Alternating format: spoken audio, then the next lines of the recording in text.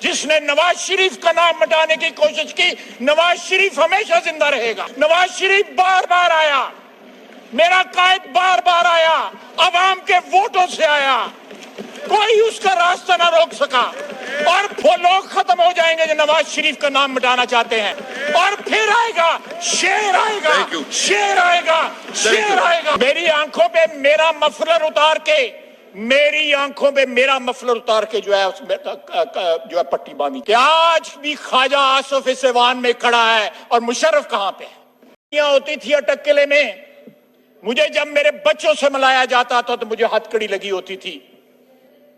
چلتے ہیں دبے پاؤں کہ کوئی جاگ نہ جائے، چلتے ہیں دبے پاؤں کہ کوئی جاگ نہ جائے، غلامی کے اسیروں کی یہی خاص ادا ہے۔ عمران خان کا گناہ یہ ہے کہ اس نے وزیر اعظم پاکستان ہوتے ہوئے ختم نبوت کی بات کی، اسلام کما کی بات کی، مدینہ کی ریاست کی بات کی۔ عمران خان کا گناہ یہ ہے کہ اس نے سامراج کے سامنے کھڑے ہو کے یہ بات کی کہ ایبسولوٹلی ناٹ، کہ روس صرف بہانہ ہے، عمران خان نشانہ ہے۔ انشاءاللہ اس کرسی پہ میرا لیڈر ایک بار پھر آئے گا، انشاءاللہ اس کرسی پہ عمران خان صاحب پھر آئے گا، عوام کی طاقت سے آئے گا، 2/3 سے آئے گا۔ برداشت کریں، تھوڑا صبر کریں، برداشت کریں، ہنستے جائیں۔ آپ کے ہنسنے سے میرے حوصلے کم نہیں ہوں گے۔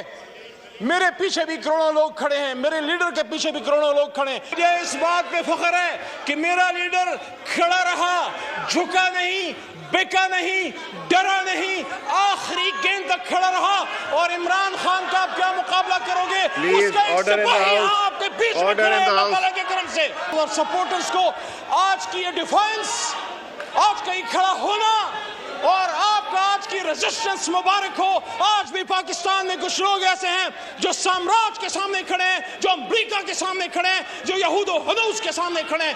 پاکستان زندہ باد، عمران خان پائندہ باد۔ انشاءاللہ میرا اللہ کہتا ہے وَقُلْ جَاءَ الْحَقُّ وَزَهَقَ الْبَاطِلُ إِنَّ الْبَاطِلَ كَانَ زَهُوقًا، اور کہہ دیجئے میرے حبیب کہ جب حق آتا ہے تو باطل مٹتا ہے، اور باطل تو ہے ہی مٹنے کے لیے۔ انصاف کے تقاضے پورے کریں۔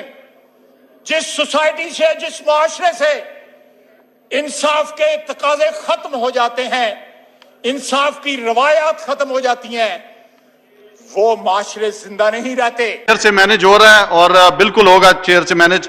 خواجہ آصف صاحب آپ کریں بات۔ جی شکریہ جناب ڈپٹی اسپیکر۔ ڈپٹی اسپیکر صاحب، یہاں پہ ایک عامر کی حکومت تھی 9 سال، اس میں 2 اسمبلیاں چلی ہیں، 2002 والی بھی اور اس کے بعد 2008 والی بھی جو ہے کچھ دیر چلی۔ اس کی آمریت کا سلسلہ 2007 تک چلتا رہا، لیکن اس وقت بھی جو ہے اسپیکر کی جو انسٹیٹیوشن ہے اسپیکرشپ کی، وہ اتنی کمزور نہیں ہوئی تھی جتنی آج کمزور ہوئی ہے۔ میں معذرت کے ساتھ کہہ رہا ہوں، چیئر سے معذرت کے ساتھ۔ جہاں ہمارا فرض بنتا ہے کہ یہ ہاؤس چلے اپوزیشن کا یا سرکاری پارٹی کا، اسی طرح چیئر کا بھی ہے کہ وہ ڈکٹیشن نہ لے۔ جب میڈیا میں اوپنلی چیئر کو جو ہے وہ انسٹرکشنز دی جاتی ہیں، جب آپ لوگ یہ 3 دن ہنگامہ کر کے لیڈر آف اپوزیشن کی تقریر کے دوران ہنگامہ کر کے اپنی پوزیشن لیوریج کر کے بلیک میل کر رہے ہیں کہ جی وزیر اعظم آئے تو آپ ان کو بولنے کی اجازت دیں، پھر لیڈر آف اپوزیشن تقریر کر سکتا ہے، یہ رویے صحیح نہیں ہے، یہ رویے صحیح نہیں ہے۔ یہ بہت دور تک جو ہے بات جائے گی۔ آپ کو اس چیز کا ایکسپیرینس نہیں ہے، میں آپ کو حقیقت بیان کر رہا ہوں، تلخ ہے حقیقت، لیکن آپ ذرا سنیں، مہربانی کریں ذرا سنیں، 2-3 منٹ سن لیں۔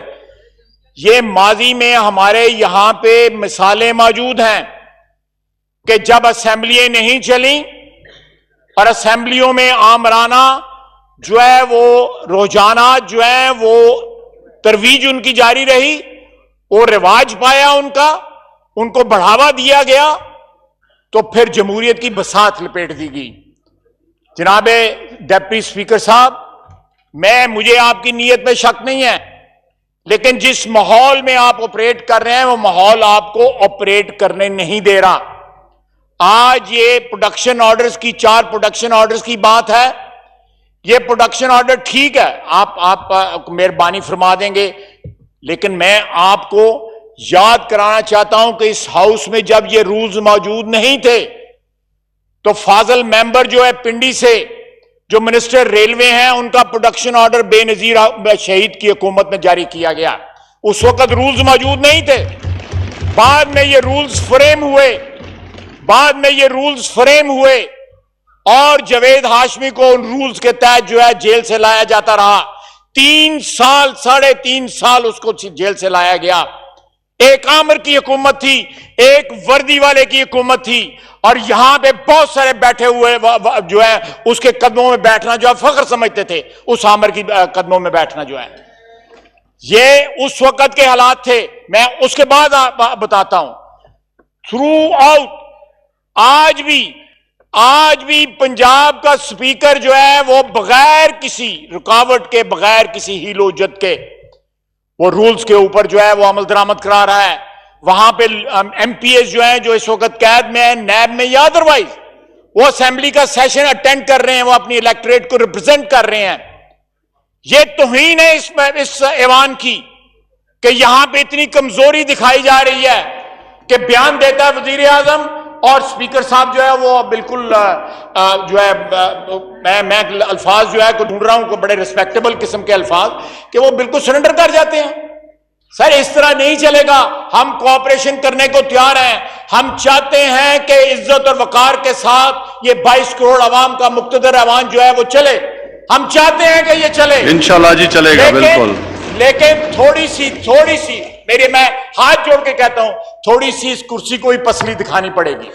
یہ کرسی پہ جو یہاں پہ میں نشست پہ ہوں یا ہمارے اسپیکر صاحب, یہ آپ ہی کے ووٹوں سے ہم اس کرسی پہ بیٹھے ہیں اور عوام کے ووٹوں سے اس ایوان میں آئے ہیں. اس کے بعد عوامی نمائندگوں کے ووٹوں سے اس کرسی پہ بیٹھے ہیں اور سیاسی ورکر رہ چکے ہیں. ہمیں بھی سارا کچھ پتہ ہے خواجہ صاحب. تقریروں پہ پابندی ہم نہیں کر سکتے لیکن پتہ ہمیں بھی ہے, بول ہم بھی سکتے ہیں. مجھے بالکل آپ سے اتفاق ہے, مجھے کوئی اختلاف نہیں ہے.